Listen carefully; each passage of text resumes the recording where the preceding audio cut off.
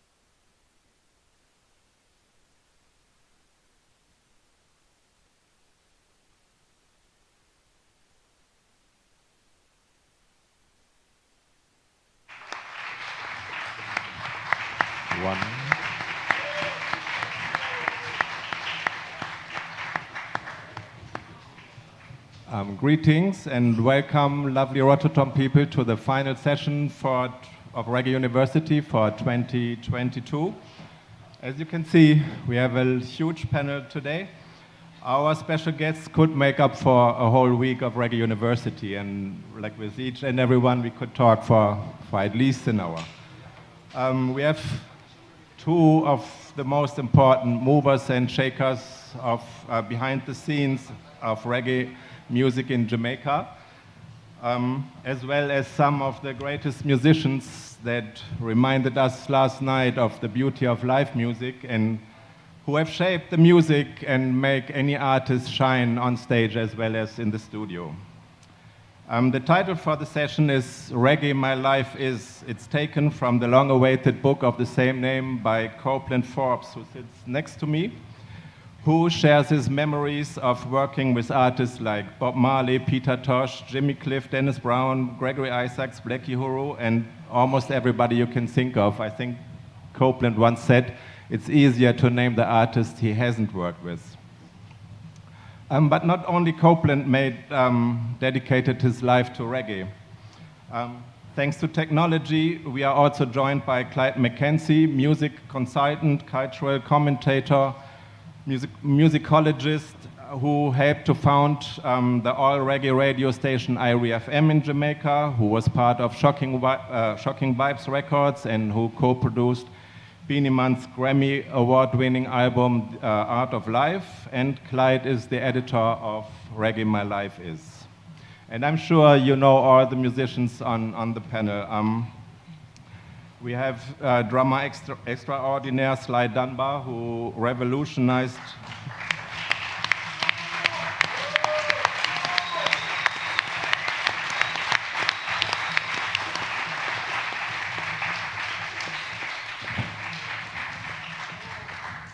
Sly revolutionized reggae drumming more than once, and together with his rhythm twin, Robbie Shakespeare, may he rest in peace,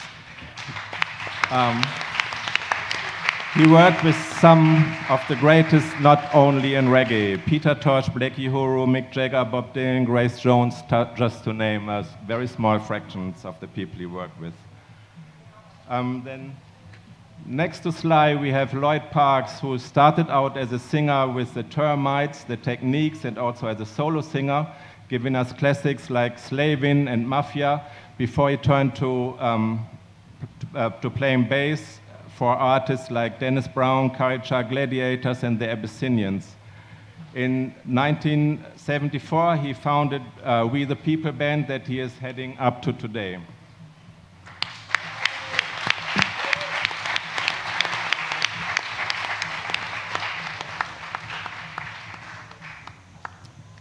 Next to Lloyd, we have Earl Chinna Smith, guitarist who played with reggae bands such as Soul Syndicate, Aggravators, Upsetters, and High Times Players.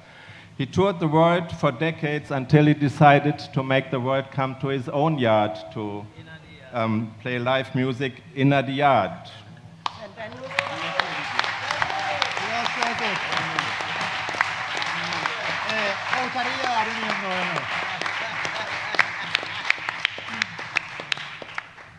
And next to Earl Chinna Smith, we have Dean Fraser, who is known as one of the best arrangers and producers in reggae music. He learned from Sonny Bradshaw, played with Bob Marley, led the 809 band, toured with Luciano, and produced all of Tarrus Riley's albums, among many others.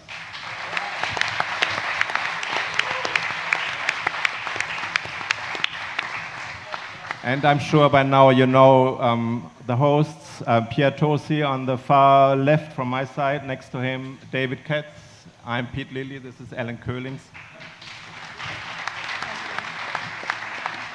But let's not waste any more time. Let's talk about Reggae My Life Is. Copeland, your book is the reason that we've all come together this evening. You've been working on Reggae My Life Is for a while. What does it feel like to be able to present it now to the world? Good evening, ladies and gentlemen, brothers and sisters, and welcome to the Reggae My Life Is presentation and launch. You are the first to experience the experience of Reggae My Life Is.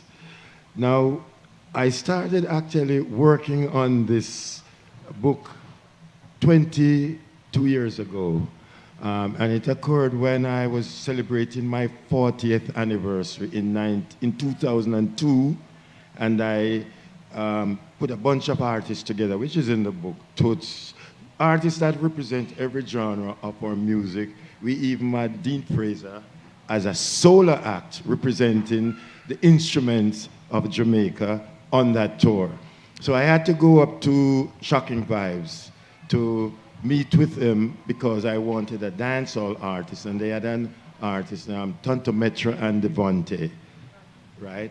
So every day I go up to Shocking Vibes, I'm sitting there and I'm talking with Clyde McKenzie and Big Mac, and then I started talking stories after stories after stories. And then one of them said to me, why don't you just put this together so the world can know? Because every day you come here, I hear stories I've never heard before, you know, and these are very good stories. So it actually started 2002 when I was celebrating my 40th anniversary, when I was putting together a tour titled One Love Tour, headed by Toots and the Maytals, and that's where it actually started. All right, thank you. I don't know, Clyde McKenzie, can you hear me? Yes, I can. Okay, great. As we all know, to Jamaica, it has not always been the highest priority to preserve its musical legacy. As the editor of this book, can you tell us what it means for Jamaica and the world to have a book like Reggae My Life Is? Well, Copeland has a great story to tell. You know, as a participant observer, he has been close to some of the major incidents and events that have shaped not just Jamaican, but and so it was very important for him to tell his story. He has seen so many different things, and I think there are many lessons to be learned from what he has seen. Copeland was able to see a lot of things close up, and so I personally learned quite a bit about some of the inner workings of some of the bands and some of the other people who were involved with the music from my interaction with Copeland.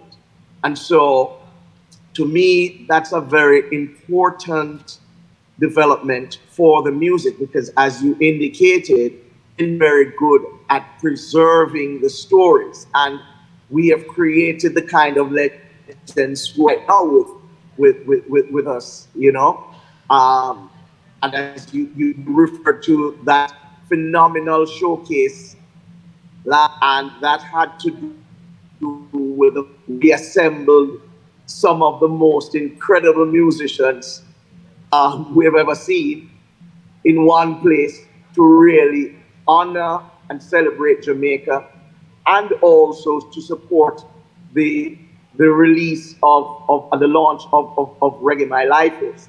So yes, Copeland is a keen observer and an important one and an important player. And so his recollections are very, very critical to our understanding of what took place over, the last, well, it's basically 60 years of experience. Yes, thank you.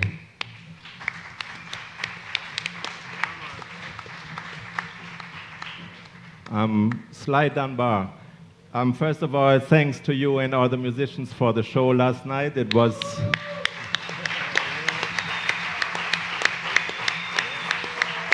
so incredible to hear this quality of live music, which you don't get to hear every day.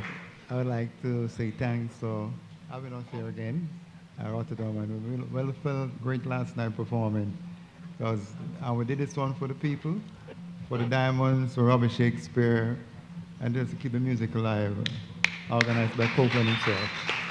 And playing with all musicians like Lloyd Parks, I must say, he's my teacher, he's my tutor. A lot of people don't know that, so it was great for me to be on stage playing together, And Chinna and myself grew up together, all of us, so it was a great feeling being on stage and playing, just for the occasion, Robert Shakespeare, Diamonds, and everyone who was past, And I would thank you all for coming.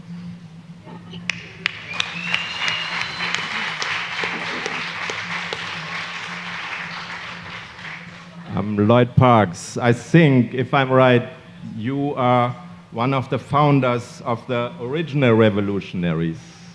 Maybe you can tell us about the old times at Channel 1 when the group came together and what made it so special. Okay, what made it so special? We were in an aggregation called Skin, Flesh and Bones, Sly Dunbar and drums and so on. And in fact, we started from inception as little youths, We used to play together. Pan. He play his sister Pan and say it's a drum. And I say, he always say, I'm going to be like Motown drummer. And, it brought tears to my eyes when I saw it came to pass, So put your hands together for Sly Dunbar. But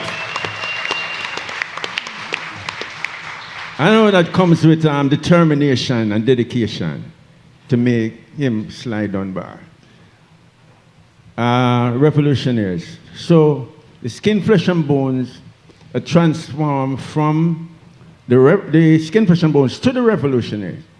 I never spent much time with the Revolutionaries. We started, and then, Rancher McLean took over the bass playing, Incidentally, I'm the teacher for Rancher McLean. I taught him to play guitar, So a lot of people don't really know these things, And Revolutionaries play a lot of songs. But guess what? It's one group, but we just have different names. Because I used to play, me and Sly used to play at Joe Gibbs Studio as the Professionals, which is the same set of guys, Oh, gosh. You're gone back now. Yeah. We pause right there. Where we came from was a group called RHT Invincibles. Sly Dunbar was about 14 years old, or I was about 18 years old. So you see, last night, we couldn't do better than that, We had to do what we did. Because there's just great feelings, to say, Chinna Smith, all of us were youths. And to see we were on the same stage. And we has contribute a lot the same way, veteran. Dean Fraser. What can I say? So it was such a wonderful feeling. I almost cried this morning when I was listening back the tape, you know, because I mean, it's such emotional feelings, spiritually, physically, mentally, you know, and to see you people were enjoying the show so much last night, oh gosh, you know, tremendous feeling.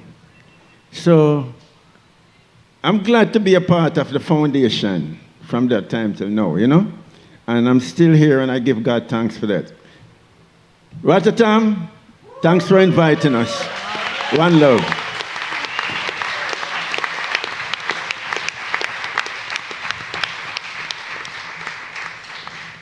A question for Dean Fraser. In Jamaica, there are not that many opportunities anymore for people to enjoy live music like we did last night. What do you think has to be done to preserve this art form for generations to come to be able to enjoy it? Yeah, well, I must say greetings to each and everyone, firstly, and I want to thank you all for making this a very humble and great thing that happened. This is good history, you know. I think people like ourselves on the panel right here, it's our responsibility to do our best to mold a lot of our young musicians so that they are able to carry through this music and this music form, you know.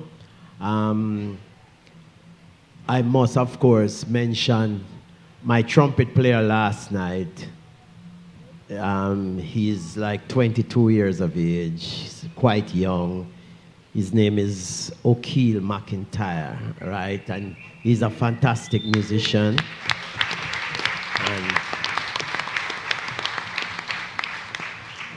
And I saw him maybe 2-3 years ago. Himself, me, and Nambo Robinson did a session, and he was quite amazing, you know. He was like this little sponge that reminded me of myself as a youngster, and I know that he is one of the youths that we will make sure carry through all of this music form, and I know he will. So it's really our responsibility at this time to pass as much as we know down to these youngsters so that they are able to keep the reggae music alive.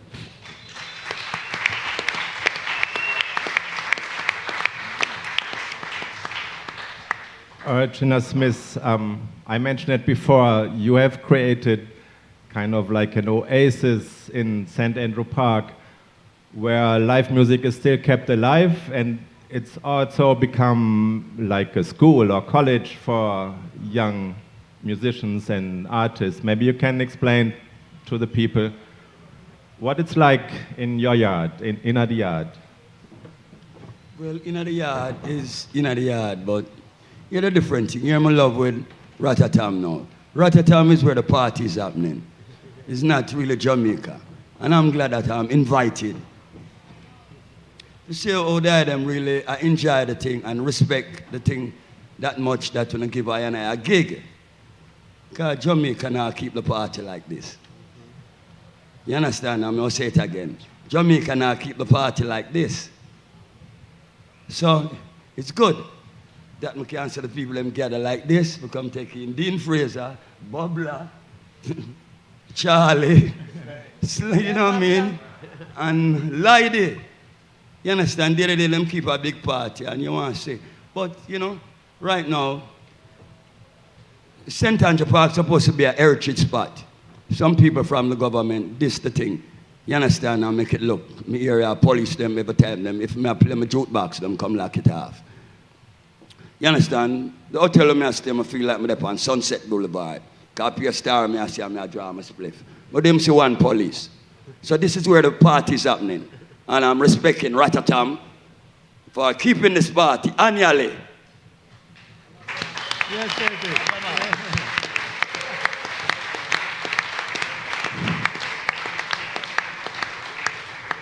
Okay, let's come back to Reggae My Life is the book that made us all come together here.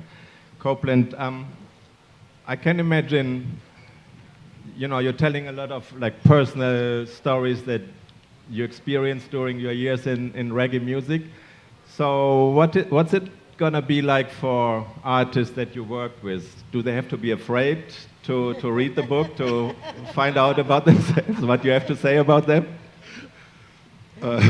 First, I just want to acknowledge one person here who did a great job on the book. Rob Kenna, can you stand, please? Where's Rob? He wrote the forewords for the book. Editor of Vibe magazine in New York, right? And he's a great guy, and when he came forward, I felt assured. All these people on stage played a great role in my 60-year journey, because I'm celebrating my 60th year too. In the book, every one of them is mentioned in so many different stories. Lenky, can you stand? My keyboard man over there. Yes, Lenky. Right. Lenky, give him a round of applause. Bobla? Bobla? Yes.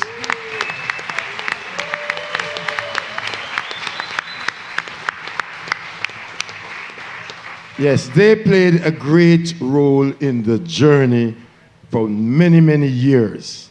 Most of you may have heard of Franklin Wall, the bubbler. He's the original bubbler, because there are many bubblers after him. Original bubbler. Right, and he's the original bubbler. Brother Lenky, he's full of energy. His son Q Marsden is mashing up Europe right now. And he has played a great role in the band with Lloyd Parks and We the People. So he was the latest addition. And I thank him for coming on board, you know, to fill in, because we should have had Ansel Collins, but he's not well. And Lenky, being a part of the team, he said, I'll fit in, you know, and give him another round of applause. Lenky.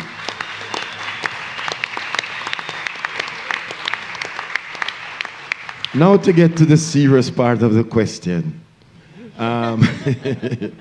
Yes, I have toured with, I would say, 98% of the artists in the industry. I started out, so I can tell you, our first tour in 1976, Lloyd was there with the Mighty Diamonds when they were one of the hottest commodity around. And we toured in the UK, ran into Chinna in England, playing with Bob Marley and the Wailers. And all the artists that I've worked with, I get to be very close to a lot of them. Because if you're the manager, the road manager, you know their age, you know where they live, you know how many children they have, you know how much baby mothers, you know, everything, right? So you develop a personal relationship with them, right? So you know quite a lot. Now, this book is not about talking about each and every one personal life, right? There are a few things that I had to leave out, and there are a few things I had to highlight, because no matter who it is, if they make an error during their journey, right, I want to correct it so the young ones don't come and make the same mistake. And nobody is perfect. You know, everybody will make mistakes along the line. So I was able to put together, and it wasn't an easy task. Trust me, I could make 4 volumes out of the entire scripts that was written. But Clyde McKenzie was on my back. He was very cautious. We don't want people to think that we're pitching on them. We're doing this and we're doing that. So we were able to put together the stories in such a great way, and even Rob Kenner played a great role in formulating. He said, Reggae My Life is a play-off from Peter Toshi's Reggae My Life is. Reggae My Life is. And I've worked with Peter for many years, and I have to give credit to Sly, because he was the one that engineered my entry into working with Peter Tosh, right? And you wouldn't believe it how I started out. You know, I'm a good road manager here and there, but they wanted a personal assistant for Peter. And Sly thought that I was the best person to fit into that role because I can handle Peter. Peter is misunderstood by a lot of people, but he felt that I could deal with it, you know. And I started out there as a personal assistant to Peter Tosh. Didn't know what I was getting into though, because because you have to take care of his clothes, his food, his appointments to go here, there, and everywhere. And the first thing that hit me like a bomb is when we were playing Martha's Vineyard, right? With Carly Simon. And Peter, who loves fishing, went out on a lake to fish. Peter came back about 9, 10 in the night with a big bucket of fish. And he came to my room and said, Brethren, steam them with crackers for me. Now, I've never cooked ITAL food in my life, but I was a Boy Scout for many years because that played a great role in my life. You know, so I know how to cook. I'm a very good cook. But to cook ITAL food for a Peter Tosh was a challenge. But I decided that I can face anything. But guess what I didn't know? I took up the phone and I called my mom in New York. Mom, how you steam fish with okra and crackers without salt? What? Without salt? I said, yes, Mom, just tell me. And she guided me along. So I finished. Peter came. Why? Your boys told days are sure good, you know. Didn't know that I was being instructed on the phone as I was going along. So I started that way.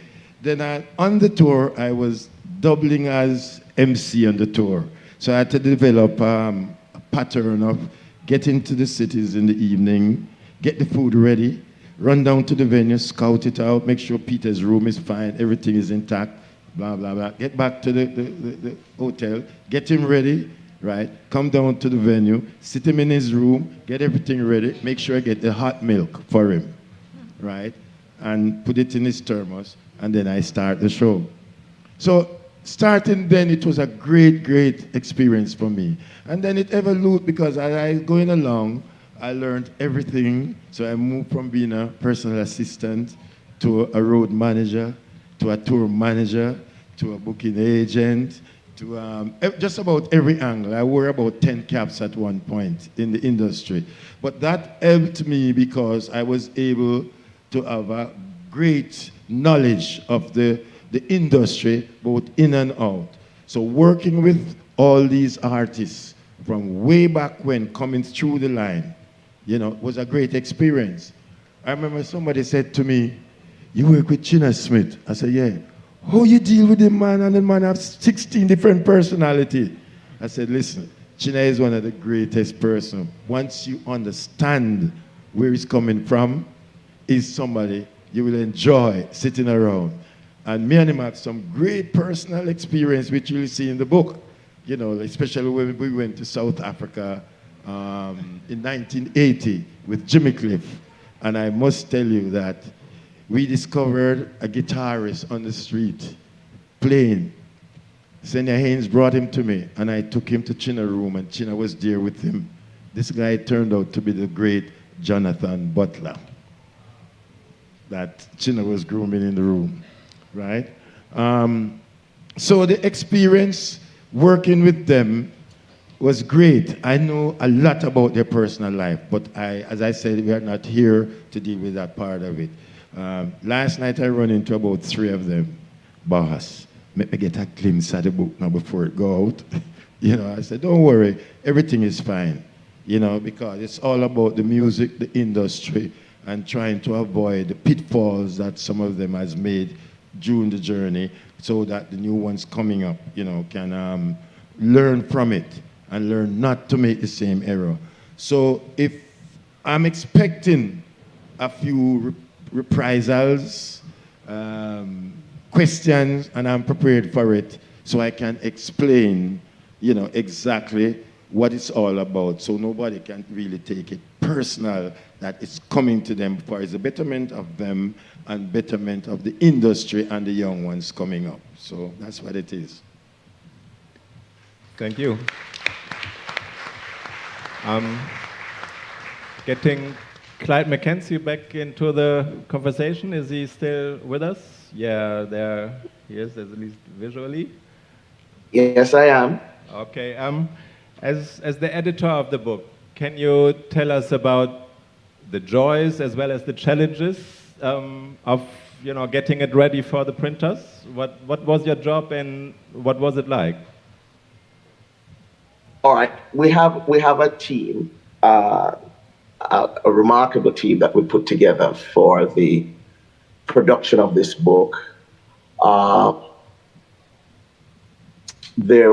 First of all, the book is the first on the Down Sound book publishing imprint. Now, when we decided about 3 years ago to really get serious about the book, we thought about a publisher. And one of the things that came to my mind was, I said, there's Joe Bogdanovich, and I thought he loved music, loves music, and not only that, he has a literary interest. He loves reading and, discussing books and all of that. That's a side of Joe that many people don't know. And so I thought fitting pitch the idea of publishing the book to. And so we ended up with forming Down Sound Book Publishing. Then we assembled a team, which included Maxine McDonough, who is the editor of the project. And we have Maria Papafazio from Greece, the designer, who is brilliant. I mean, in terms of her and that little team, along with me, Copeland, Copeland's wife, and my wife, were really the core of the production of this book.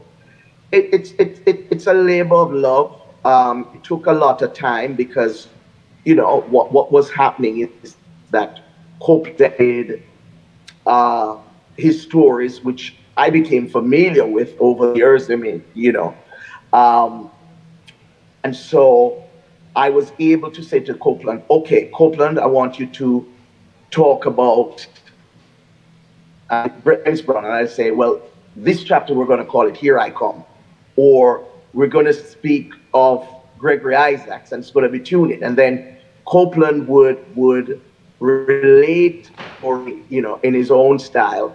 And then now we construct it in a literary fashion, so that it would be presentable in a book form. But Copeland had these memories of so many things, because this, as he told it to me, and that is what the book is all about. It's able to recall all of these fantastic stories, and we were able to put it together.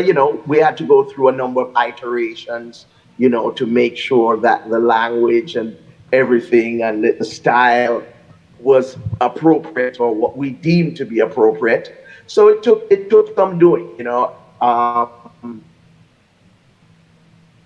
it was during COVID that we really decided to get busy, because it presented an opportunity. I remember being locked in for about 2 months, where I was just focusing on getting the manuscript ready, pulling together all the pieces, sequencing and and doing all the necessary steps to make sure that the material would be represented in a way that we really, and I'm happy to say that, you know, Copeland went beyond what would have been expected, you know, in terms of organizing this whole thing. And I mean, his recollections on point, and, you know, he was a researcher and everything in the project, you know, because he would serve to correct, and, you know, we would double check and, you know, recheck and all of that. So it is a labor of love. It is a learning experience for me. Copeland said it's a learning experience for him. Maxine said it's a learning experience for her. And, you know, I suppose it could very well have been a learning experience for Maria, you know. Maria was very, very good and helpful. And we're very thankful for her and the design and, you know, getting it printed in Greece. And so we're very happy with the outcome. And Copeland acknowledged Rob Kenner, the marathon, the man who is the author of the book, The Marathon Doesn't Stop, you know, which is a bestseller. He did the foreword, which is a beautiful foreword that, to him for that. So, you know, I mean, it was a collaboration of a number of people.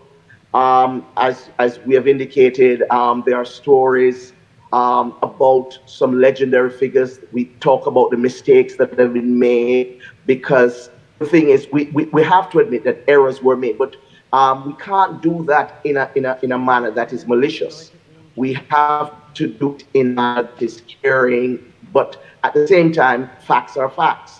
And there are some things that, you know, have to be told if we're really going to be truthful. And as a result of that, there were some things that went on the floor. I mean, a lot of things went on the chopping block, because we were, as Copeland explained, this principle that we were not going to do anything with gratuitous gossip in this book. It should have a didactic function. So the stories have underlying themes, and they have lessons in how we conduct our business, being on time, you know, sure that our contractual arrangements are proper.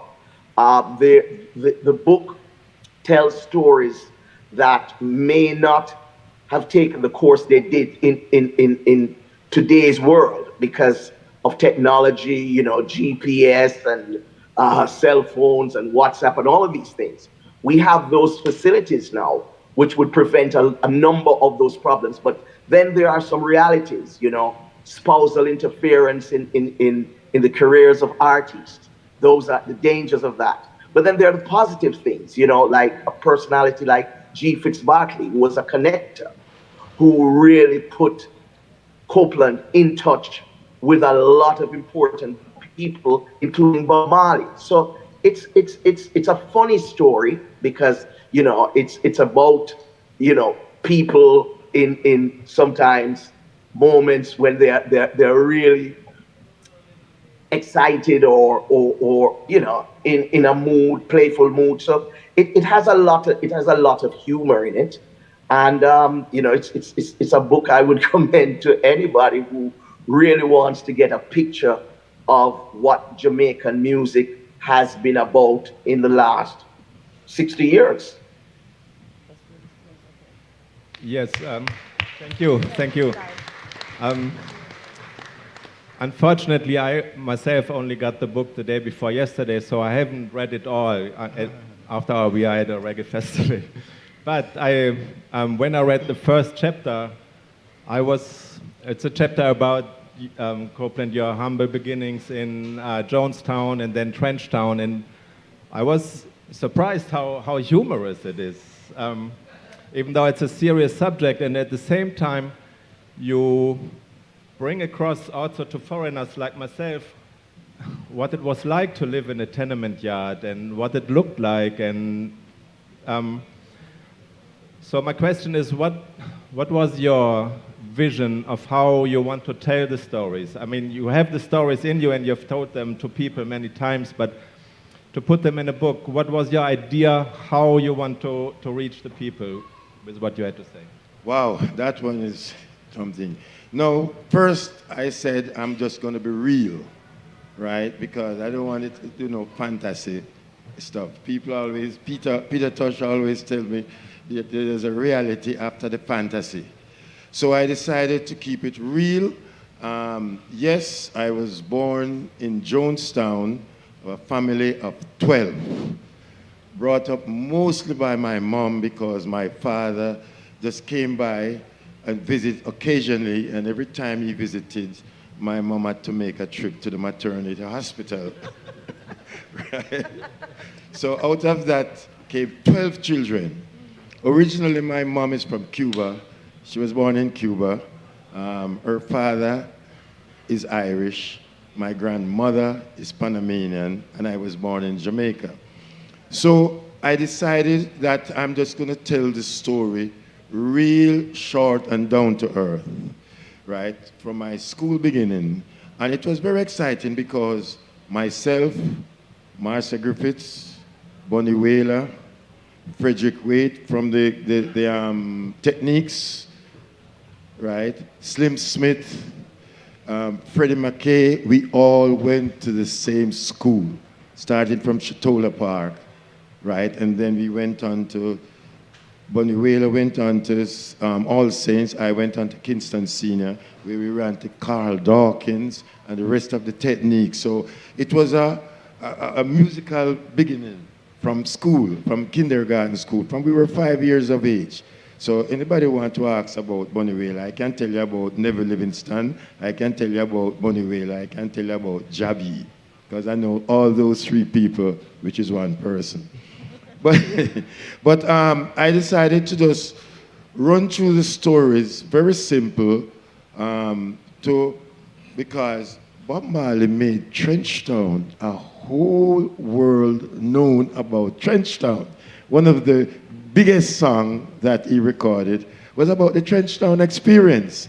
So it was pleasing for me, the fact that I experienced some of those experiences, to tell it, because I used to pass by when they were rehearsing down at 2nd Street.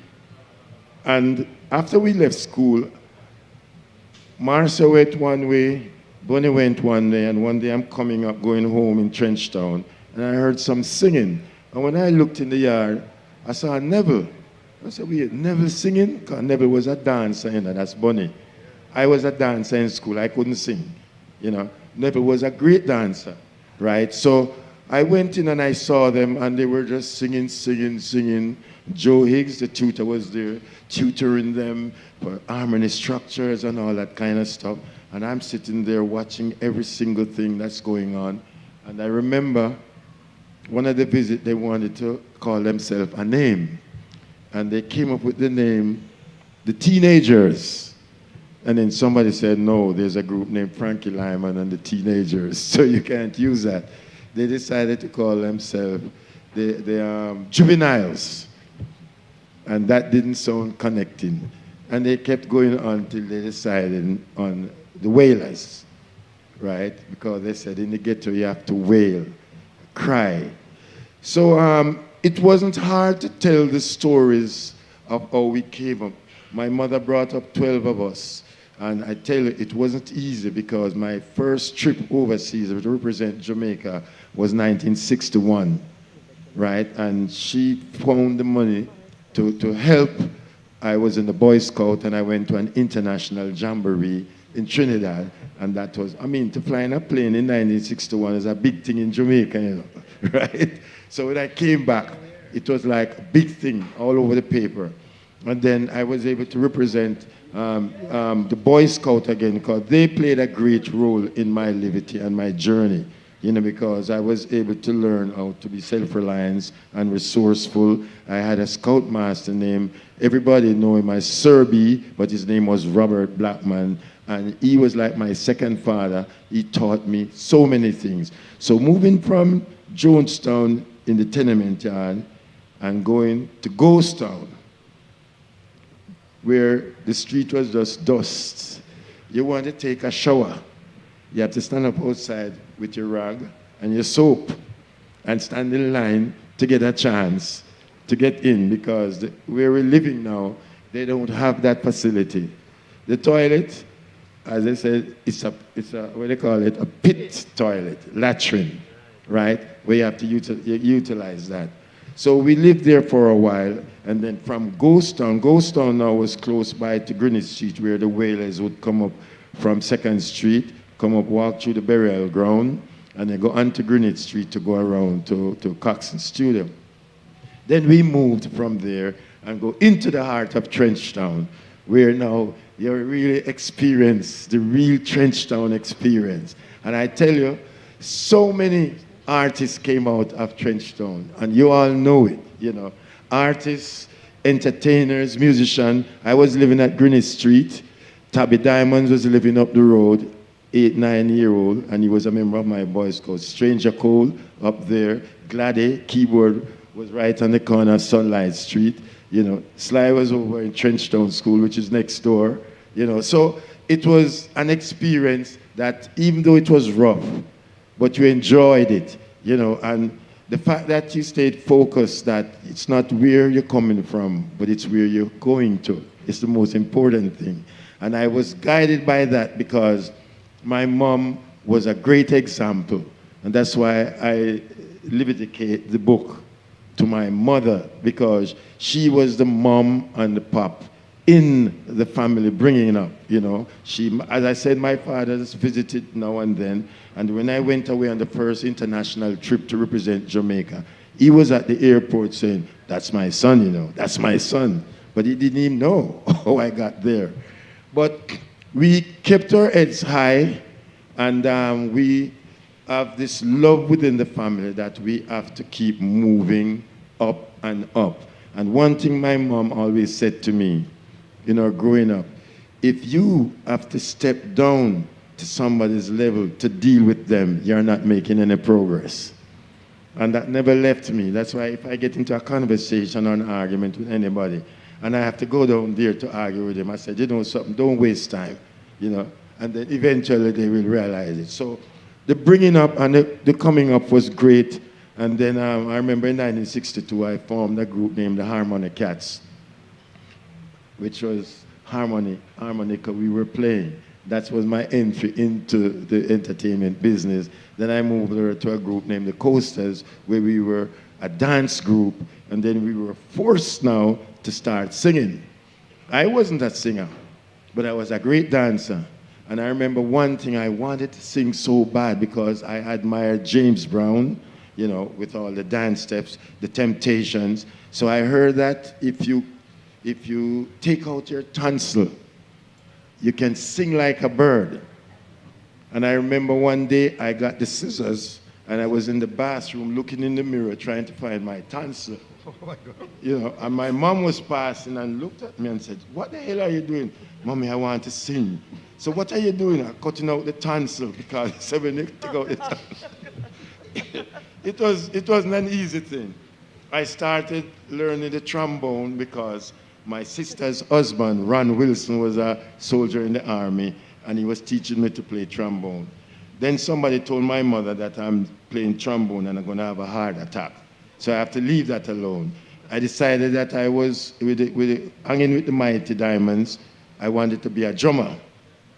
And the drummer for the Mighty Diamonds, Esmond Jarrett, you remember him, Sly? He got drunk one night, and the band leader asked me to sit around the drum. I was nervous as hell. And then there was a foreign act that came to Jamaica, they were backing. I was nervous. And then when I started playing the drum, I didn't know to do the kick drum with the heel or with the instep. And then I started to get cramps in my leg, you know, and the drum beat, the drum pattern started to slow down. I said, no. I started to play bass. Those days, you weren't playing bass this way. Everybody was playing with the thumb, but I sucked finger. So when I started learning the bass, up here started to get blistering, so I can't suck my finger anymore. So I have to decide, learning the bass or sucking my finger, which was my comfort zone. So it was painful to play the bass with that finger, so I prefer the sucking finger. Then I said, you know something, I'm gonna go into sports. And I used to admire the sword fights, that we call it. But in the real name is fencing. So I started learning fencing with Victor Thompson up at Holborn Studio. Somebody told my mom that I'm learning sword fight. And I was there doing my, and I felt a hand grab me in my waist and pull me all the way from New Kingston to Jonestown, you know. So the music industry was where I was focused on. And I decided that if I can't sing, I have to make it somewhere so I can dance. So I went overseas to Minnesota in the Boy Scout, right? And one night we were at this place, Rainbow Gardens, and the lead singer of the band had a sore throat. And because I used to sing at Scout Campfire, you know, Gitsy, Lloyd Willis Gitsy was a member of the Scout troop too, right? One of my friends went and told the guy that I can sing. I didn't know that. And the guy went up on stage and said, ladies and gentlemen, this was 1968. We have a very surprise here for you from the West Indies. No, I look around, I'm the only person from there. And they said, he's gonna do something for us. And everybody said, Ray! I didn't know what I'm going up there to do. So the guy said to me, what are you gonna sing? Because I admired James Brown a lot and Wilson Pickett, I said, Mustang Sally, right? And the guy said, what key? Key? I don't know. So they strike a key and I started singing. And then I sang the Temptations, Get Ready, you know. And then they said yes, you know. And I felt good now that I passed it. They gave me a contract with the band. So for 3 months I was singing in a band in Minnesota named Michael's Mystic. So I said yes. I came back to Jamaica, formed up my group and was going. Then in New York now, I was given an opportunity at the Apollo Theater. I don't know if you watch some of the talent show at the Apollo Theater. They have a clown sitting at the side of the stage. And if you're not singing or performing, he's going to run you down with a bucket of garbage or whatever it is. So that night, I pulled number 7. And everybody's going up. And when they said, number 7 from Jamaica in the West Indies, I got a round of applause. So I started to sing, Get Ready. Never made a girl that make you feel the way that you do. You're all right. And I started singing, and I saw the clown get up. When the clown get up, I said, you gotta come in and take up the bucket. So when I do, I studied the James Brown moves. Flicking the mic, catch it, spin, turn, and thing. And believe you me, right, the clown got up. And I didn't bother go to the bridge. I just shift into James Brown's step. If I did have on the right shoes now, you would have seen some of them out there. And when I mashed down the place, man, with James Brown move, slide know it, because the man was right. You know, I got a standing ovation. I didn't win that night, but I was able to pass the test. So I realized that I'm a great dancer. So from then on, I started concentrating on the group, right? And we moved from one end to the other. And then when Johnny Nash started recording reggae songs, and he was singing Bob Marley songs, and then he was about to do Soul Train, which was the hottest rated TV show in America during the 70s.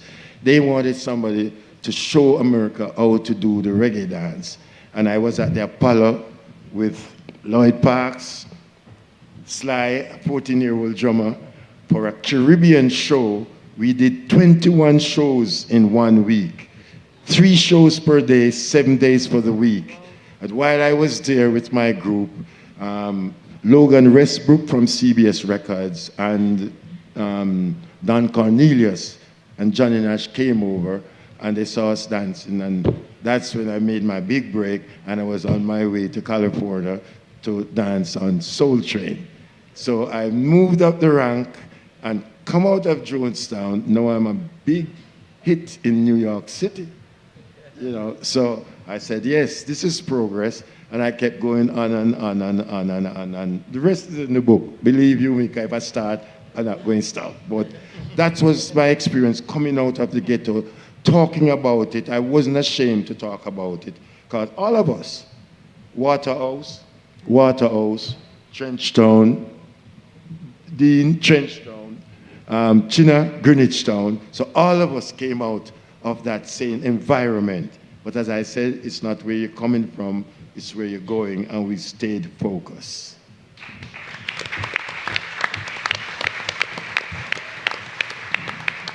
Thank you, Copeland. I would like to include my colleagues David, Pierre, and Anne into the conversation because with a panel like this, I know they have millions of questions. So I have a question for Copeland and Clyde, and I have a question for the good musicians gathered here. So Copeland, I'm sure Rob Kenner can tell you, those of us who have been fortunate to write books, we know it's not an easy thing, and it's something that takes time. And you mentioned before that you conceived the book 22 years ago or thereabouts. So I wanted to know a bit about your writing process. You know, I know other people that have day jobs and they tell me they write at night, and other people tell me they get up early and they write in the morning. So, I mean, when you actually wrote the book, how did you put it together? And then, Clyde, I hope you can tell us a bit more about that editing process and how you decided what to leave in and what to take out. And then I'll come back to the musicians with my other question. Okay. Where's my wife? She's here? I can't find her. Right? Can you stand? Where is Juanita? To your left. Yes, stand up, stand up. Yeah, right. Well, I'm glad she's here because many nights after nights after nights, I don't go to bed before 5 or 6 o'clock in the mornings. And I'm there sitting. She goes out, she come back in, she see me sitting there talking. She thought I was getting crazy, but I'm narrating the stories in my head, you know, and throwing my thoughts back, you know, and come down. And then I would start writing them, typing them out, putting them down on tape and putting the stories together. The story, I remember the Pier Tosi one was the longest one because Pier Tosi's journey had so many stories and dramas.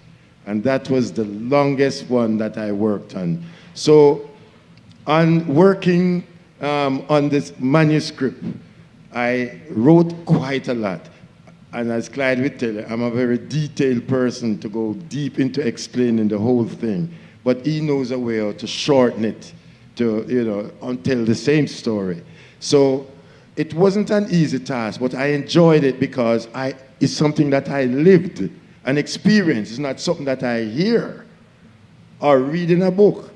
You know, if I experience the thing, it's easy to throw back. Lloyd always said to me, boy, you have brains like an elephant. Sometimes I remind him about things about him, you know. So it's a gift that I think God gave me, that I could remember a lot of stuff. I can remember when I was 4-year-old, right, when Hurricane, the 51 storm. Right. So I can remember all of that. So it was a great memory for me. So it was easy. It wasn't hard. But I was telling too many stories. So Clyde had to just cut them down. A lot has been left out, you know. A lot has been left out, trust me. But that will come in part 2, you know. But that was really the task. But it wasn't really hard, you know. So I give thanks for God, you know. And she put up with me coming to bed at 7 in the morning while she's out jogging or exercising in the gym. Okay, thank you. Yeah, so Clyde, maybe what can you tell us about, you know, the editing process? How did you approach it? It's a combo process, right? Because what happens is that Copeland, we decided that this was going to be a first-person book, and it would be as told to me. And therefore, what was happening was that Copeland was doing the narration. He would tell the stories as they we outlined, because what would happen, I would focus his attention on a particular story because I become so familiar with all of them. So I'd say, talk about Dennis Brown. I would assign a name of a chapter, call it, like Here I Come, or, with solidarity and all of that. So then he would focus, and what would happen in a lot of instances, we started where he was doing voice notes. And then we would try to do transcriptions of the voice notes. And then we saw that it was working. And then we decided that, he should put his thoughts down on paper. And with the help of Juanita, they were able to get quite a bit done. Now, as you will understand with Copeland, you're going to have to do a lot of culling, and then there's the restructuring process. Because remember, he is telling the story in an oral fashion, and therefore we have to restructure that in a manner that is literary. So yeah, those stories were there.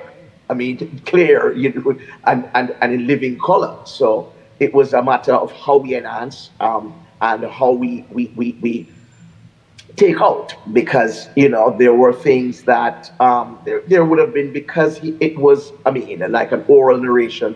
There was a bit of repetition.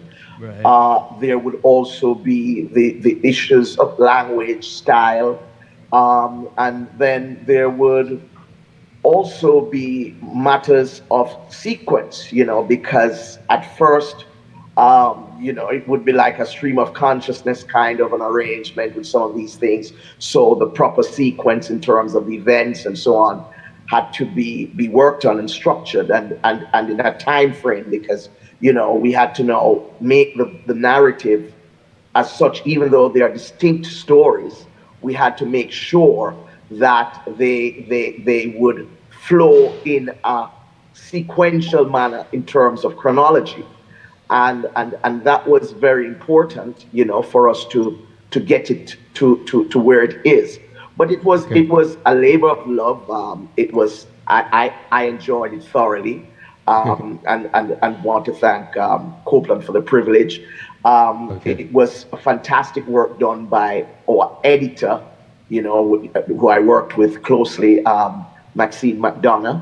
Okay. Then there was the team, my home team, which also included my wife Maxine, who would also work in terms of constructing the various iterations of the narrative, because we went through many iterations of the narrative, because you're going to sequence the thing in terms of chapters, then you're going to sequence in terms of paragraphs, then you're going to sequence in terms of activity, then you're it's so many, it's a many-sided process, but it is something that we thoroughly enjoyed.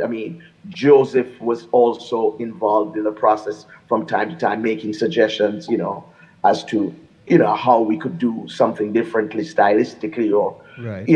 Just conceptually, and that was important. And then Maria was brought in. She was chosen because of the beautiful work she does with her posters, and the work she did with Miss Pat Chin's book, and so that was all part of the process. But it is as anyone who writes book, David will tell you, it's a very, people who don't know will think that's a walk in the park, but it's something that requires a lot of thought, a lot of effort, the fact checking, the language, the style, the grammar. It's so many different components which go together to make a book like this. So yes. Okay. Yeah. Thank you. Now, Gentlemen, you gave us such an inspiring show last night. It was really wonderful to hear you all coming together musically yet again. So, my question for each of you, what are you working on right now, and are you still working together in the studio? So, Lloyd Parks, you can tell us what you're working on now, and we'll move down. Sly, Chinna, and Dean. Repeat the question again, please. Yeah, go ahead. Say the question again. Yeah, what are you working on now, like in terms of music projects, and are you still working together in the studio? Yeah, man, all of us work together in the studio. Sometimes I go to my Chinna in the yard. Chinna come by me. I check Dean, Lloyd Parks. So we're always making music in the studio, you know? And there's a lot of new songs to come out. And being Robbie's not here anymore, so we have to push on the work and keep the flag, you know, flying as usual. And Chinna, Lloyd Parks, Dean is always there with me to help me go through what I have to do, you know? So we're still making music. Never stop, never, 24 hours, always in the studio. So Okay. what happens now, Copeland kind of threatened us and said, if we don't come, we can't go home, you know, so we have to find and come in the store. So I said, once it's Rototom, you know, we will come. So we just pack our bags, came to this one concert, and we're going back home tomorrow. It's a pity you can't stay in Europe, you know, but we're going back home tomorrow morning. It's a pity. I want to thank you again for the support, you know. Enough respect. Thank you.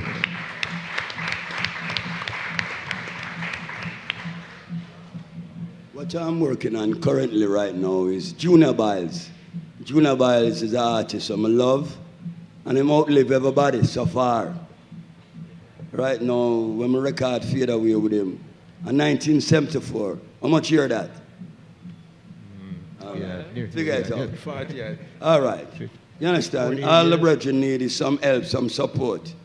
My brethren, Jerome, carry him come and Europe be that day and some little thing go on. But anyhow, I put together an album. No, the album already finished. It's just a company. I understand what VP I deal with. You understand? Because VP is supposed to release the thing and Chris coming like him on. I beg him to do that for support artists. So it's them things that I talk about. If you hear my sound, you understand? I talk to Inner Circle, and Inner Circle give me a song with Freddie McGregor and Michael Rose. And I have a bunch of little youth. I support the thing. So I'm gonna like this album come out so we can have some money, you understand? But bless this artist to sing Beat Down Babylon, Curly Locks, Fade Away. We're not supposed to know the rest of him. And I'm alive. Good. Thanks. Thank you. Incidentally, Chinna was the author and the writer of the Junior Biles song, Fade Away. Chinna wrote it.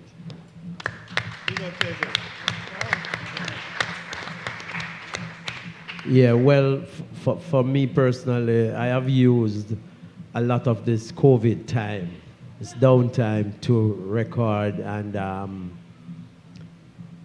I got the opportunity to record with Ernie Wranglin, and so we just finished an album called Two Colors, and this is like heaven to me right now, to be able to, you know, play alongside, you know, a great legend like that, and have him, you know, record alongside me, myself, and this is my new project, and, you know, it's out last month, I think, so we give thanks for that. Yeah, and it's, yeah.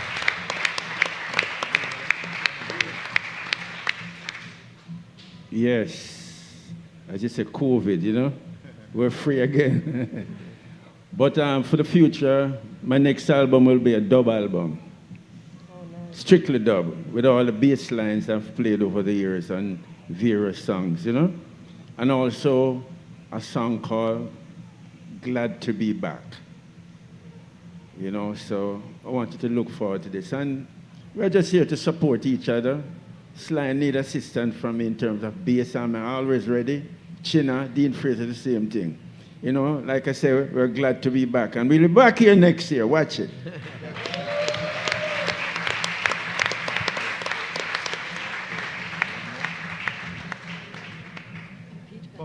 For For me, I think the show was too short. And it was 75 minutes, but we needed 2 hours. How much minutes is that, Dean Fraser? Yeah, we need some more time. Because So that's why we're going to be back. yeah, we had to cut all the songs. We had 28 songs, and we wanted to fit it in 75 minutes because we picked some of the strongest songs out of Jamaica that we grew up listening to. And we figure if we had 90 minutes, could really propel the thing the way we wanted to, so we have to cut them short. So we hope that next year, if they give us 2 hours, then we can just relax and play with things the way we want it to. Yeah, but a song also. A song like this. I'm slaving every day for my living, slaving so hard. We never even get to do them. We never get a chance to play that, you know. But really and truly, though, you know, a lot of people didn't understand last night, so let me explain it a little. We featured the Channel 1 era with all the artists who recorded during that section. Then we featured artists from the Joe Gibbs section, right? And then we featured artists that Sly and Robbie produced over the years, right? So it's so many different sectors. And I should tell you this, when we started out planning this, originally, the Mighty Diamonds would have been representing the Channel 1 era. But in 1 week, we lost 2 of them, so we decided to pay respect to them when Dean took up that mantle to make tribute last night. So Dean, thanks very much, man. Copeland, if I may, I want to commend you personally for the role you played in making this possible. We had many challenges that we faced in terms of making this a reality.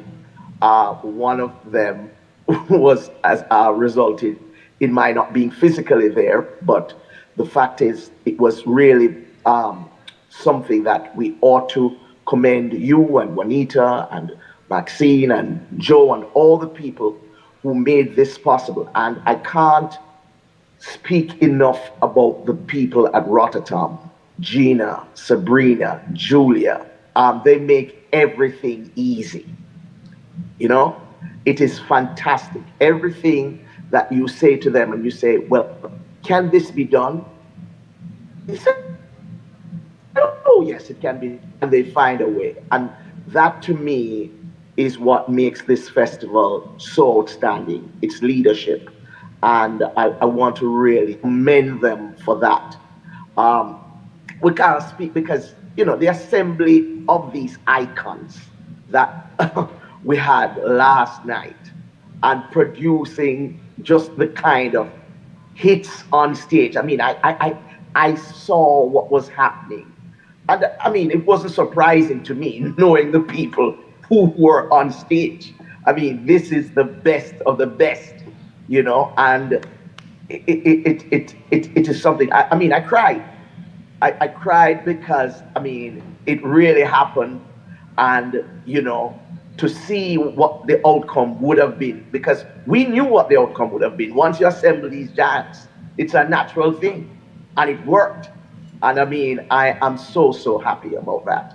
And I want to thank Rototom and the organizers again. And hats off also to Copeland and to Juanita.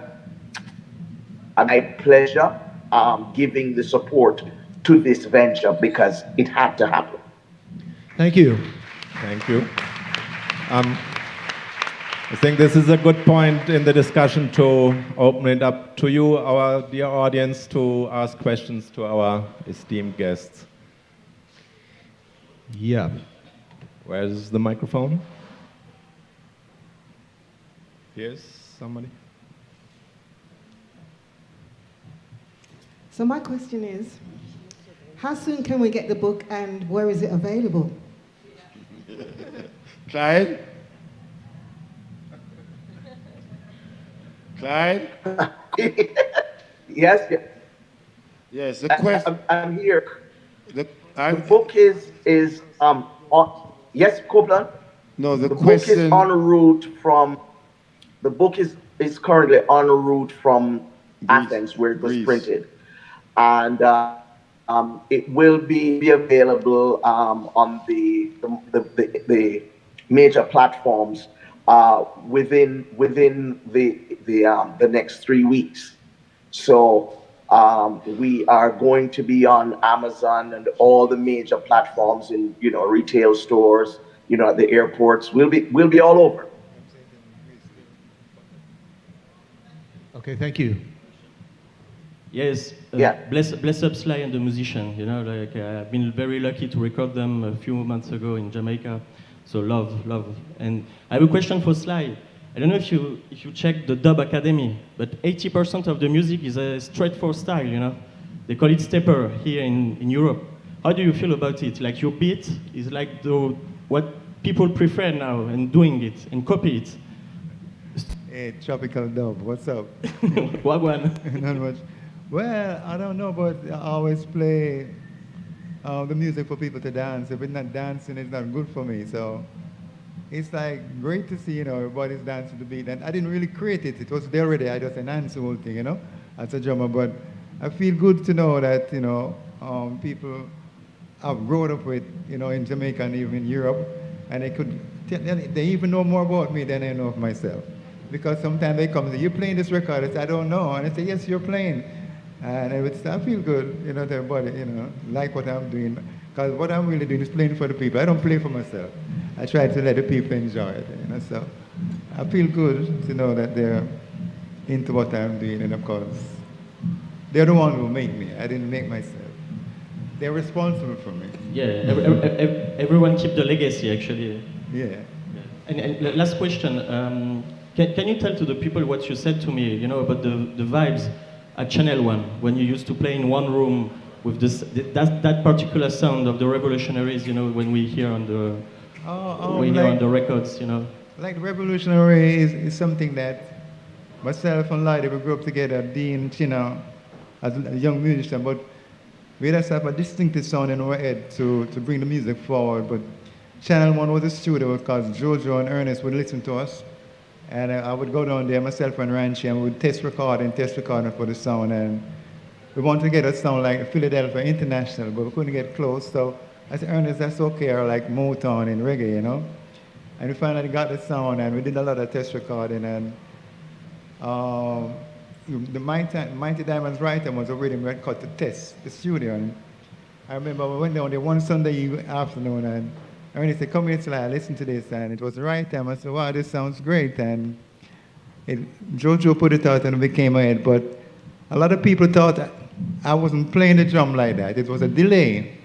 So they sent a lot of people to come to the studio to spy on me to see what I'm doing. And then they would go back and say, no, he's playing it. So Jojo and Ernest said, "Okay, Sly, just go ahead and do what you want to do." So I got the freedom to really experiment, But I did it all by myself. It was people like Chinna, Dean Fraser, Lloyd Parks, Ranchi McLean, Ansel Collins, Lenky Mars, then Bubbler Wall kind of helped me rubbling to project myself and to be where I am today. So it's a lot of people that were involved. That's not me alone.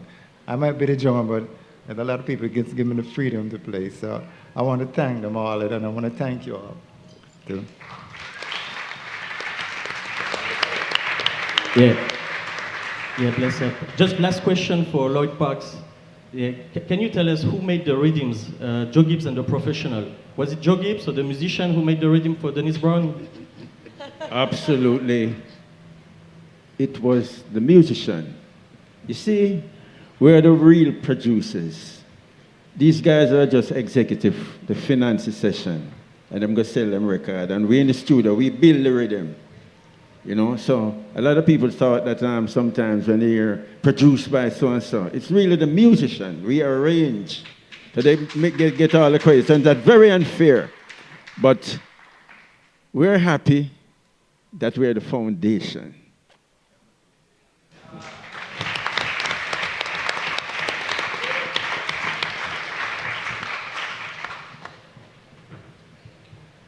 I have a question for Copeland. First, congratulations for your legacy and everything you achieved. And for us as promoters too, we know there was a big change in the last 2 decades, especially. because of internet, everything changed in terms of telecommunications. And we have a curiosity. How was to be a manager or, touring with all these Jamaican legends many years ago, and how to find if the promoter, the person you're talking on the phone, was someone you could trust, how to have information to build a route and do logistics to issue contracts to receive deposits, and everything that you did for all these years. So what is the difference between those early days and now with internet? First, I must acknowledge that's Brother Rafael, one of my best friend and a promoter from Brazil, right? And beside him is Enrique, right? That another promoter.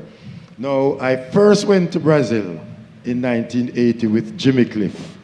And we did a tour with Jimmy Cliff and Gilberto Gil. And that tour was something that I'll never forget.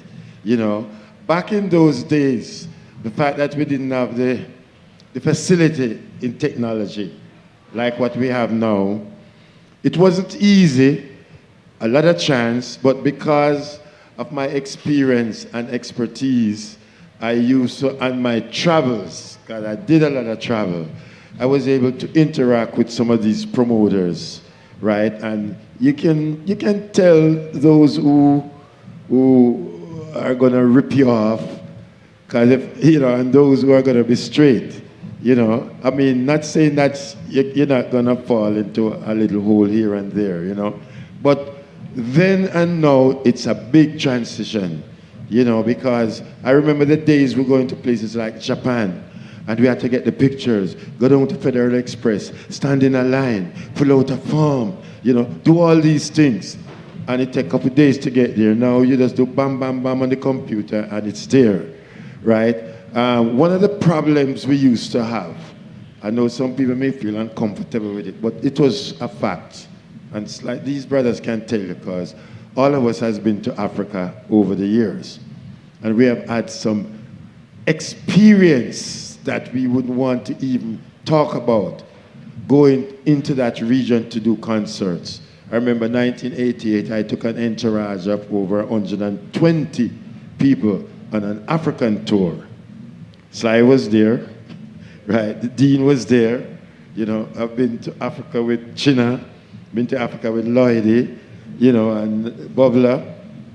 And you always want to secure, especially the financial part of it. Because one thing I can tell you, once you go there, no matter what it is, whether you're paid or not, they say, we don't care, we want music. That's the kind of attitude. And you can remember, I remember Jimmy Cliff was thrown in jail in Nigeria because he didn't get paid and he wasn't going to go on. And then they threw him in jail, and you call the police to help you, and you're not getting any help, right? Muta Baruch on his first trip to Africa, to Nigeria, I remember, in the end, we were out on the street because the promoter disappeared, pulled the return ticket, so they were stuck in Africa and couldn't come out because he did not pay the airline for the rest of the tickets. So the airline pulled the return ticket so this guy could show up, but the entertainers were suffering the consequences. So things like that, back in those days, you had to secure. So it's usually, yes, whatever you get on signing, but we need everything before we leave, because once you are there, I'm telling you, I have experienced it more than once, that you're at the mercy.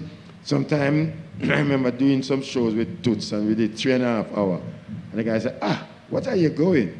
When we come to concert, 8 hours. And he had to go back and say, Reminaya, Seminaya, Reminaya for a long time, and then design a way out to leave the stage and leave the drum machine playing so everybody could escape out of the stadium.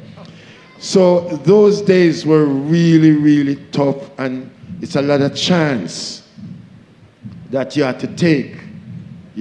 Promoter disappeared and left us. We started in Liberia, then on to, what was the next place, Dean?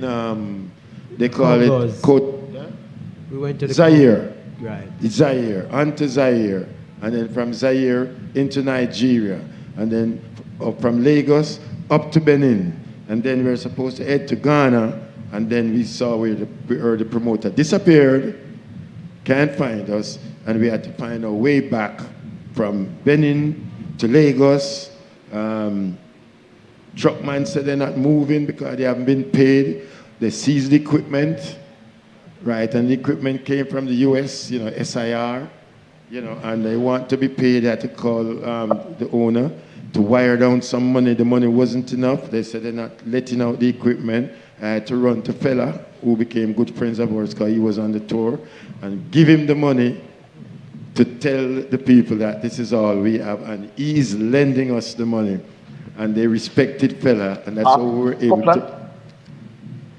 Copeland? Yeah. Yeah. Yeah, if I might just interject here, I think it's important to understand that this book is not just about Jamaican music, but it speaks to and situates Jamaican music in modern pop culture. So what you have stories about Mick Jagger, Jay-Z, you have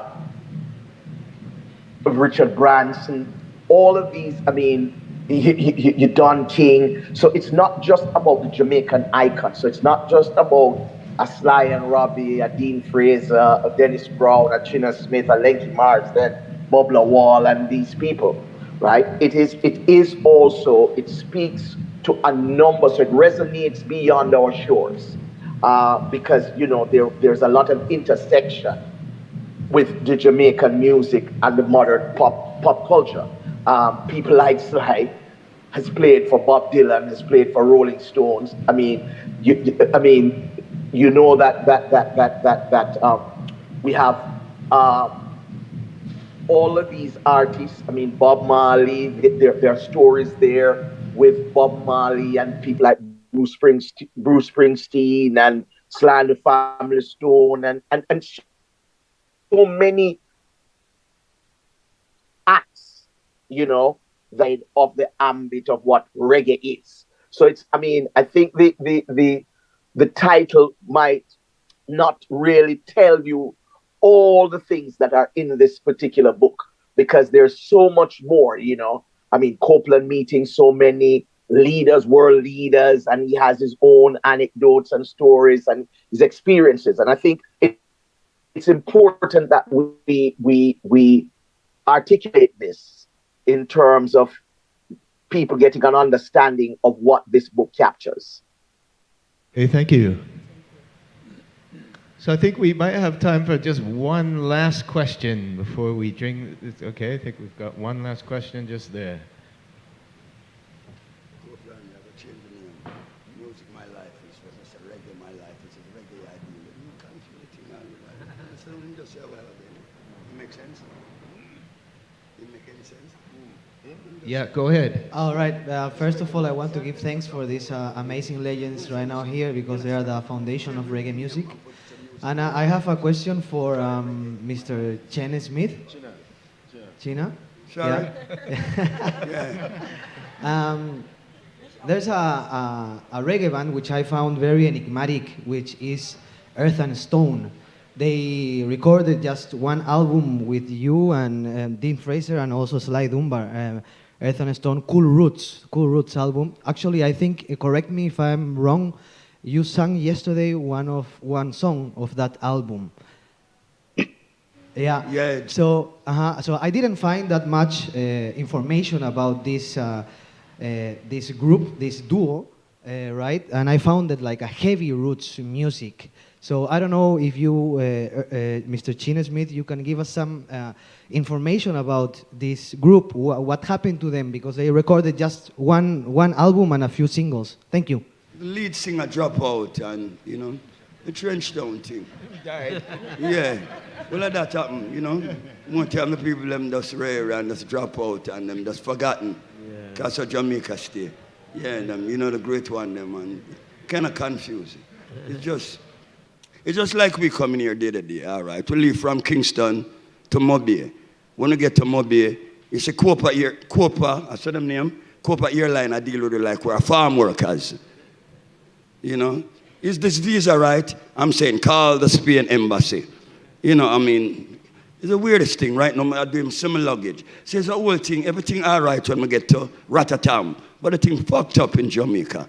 You understand? Living out and you talk about these icons and these. We're not icons. You understand? Because the people them deal with it like what? Farm workers. You understand? And it's from the Jamaica angle. And it's them thing that I kind of resist. You understand? Because people ray. You know what I mean? And some little girl. I like when I check who was operating at Copa Airline. On Friday, when me, Garfield, what's his name? Garfield, yeah, I know the people them treat me. You understand? Coming from Jamaica, everything all right when I reach Spain. From Madrid, ground transportation, perfect. When I get to where the place I wait name now, nice. I feel like my dear son. Yeah. I feel like my dear home, away from home. And home no feel so. Them look up, you know, me have to tell the girl, say, I know maybe me a scammer, you know, yeah. Because maybe them scamming place. No, me a musician, a guitar I play. And Bubble play keyboard, and Garfield, McDonald, an engineer. So them thing there, but everything. Rototom, I love the party when I keep. You understand? We have the best party in the world. Tone of respect. The artist and the musician. I love it. I love it. Sly love it. Lyda love it. Dean love it. Bubble I love it. And yeah.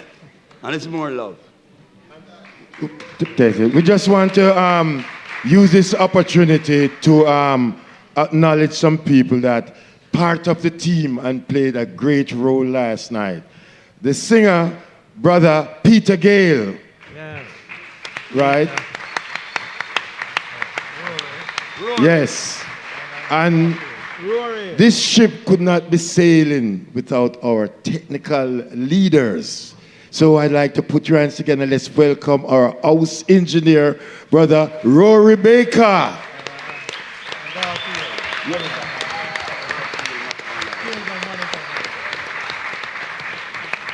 Yes, as a matter of fact, he runs Sly's studio. So he knows the studio inside out, right? Then we have on monitor and stage technician and a personal assistant to brother Sly, brother Garfield McDonald. Where's Garfield? You got to stand, Garfield. Yes. This brother, he plays 3 roles on the road. You know, and we could not be doing the concert without these brothers. These brothers, you know, set up the stage, make sure the sound is right, put up with Bubbler, who is not an easy man to deal with, you know. You know, so it's a teamwork, and I want to thank them most heartedly, and most of all, I want to thank Rototom for giving us the opportunity to bring this experience here. Because it wasn't easy, you know. And a lot of people been asking why we only doing one show in Europe, right? Yes, it's one show, but it won't be just one show coming, right? But last night was an experience, and I'm sure everyone was pleased with it. It wasn't easy because people are saying, where's the lead singer for the group? They used to have a band and a lead singer. This is not a band backing a lead singer. This is a band of musicians who are great musicians in their own right, and I think they deserve another round of applause.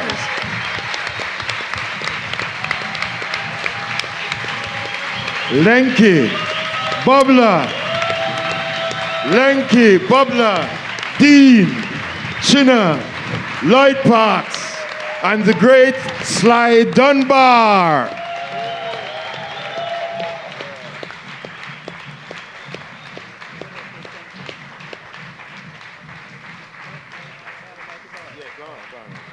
Hello?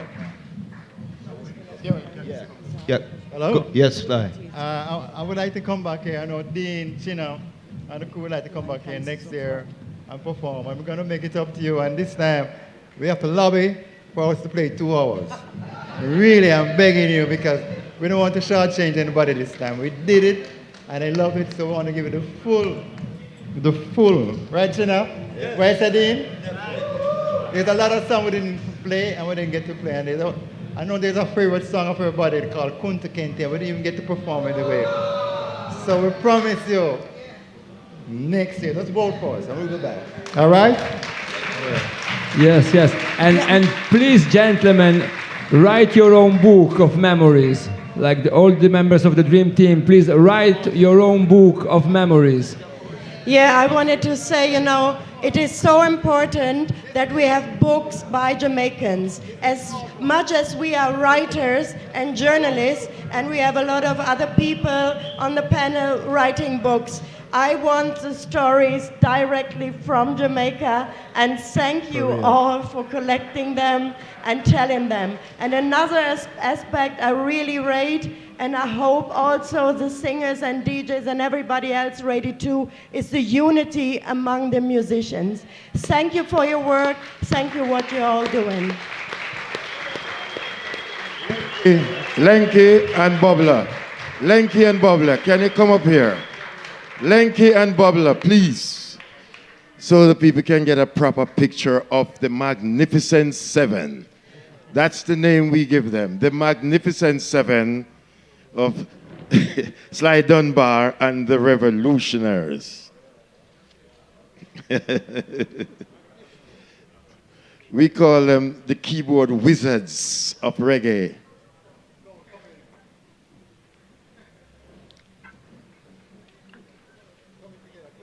Come in, Mom.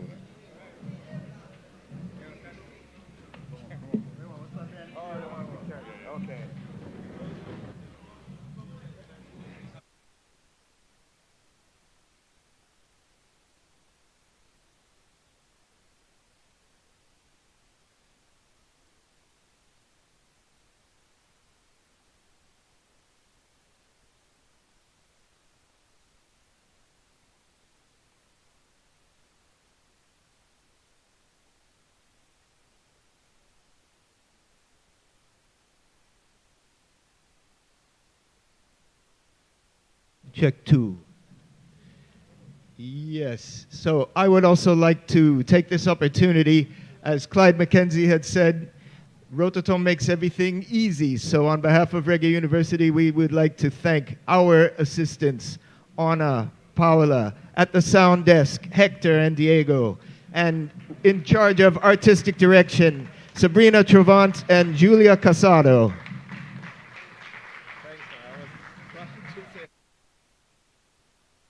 So we've, you know, the sessions we did this year were really touching and very pertinent. We thank each of you for attending here. We look forward to seeing you all next year. We've missed you, and without you, we are nothing.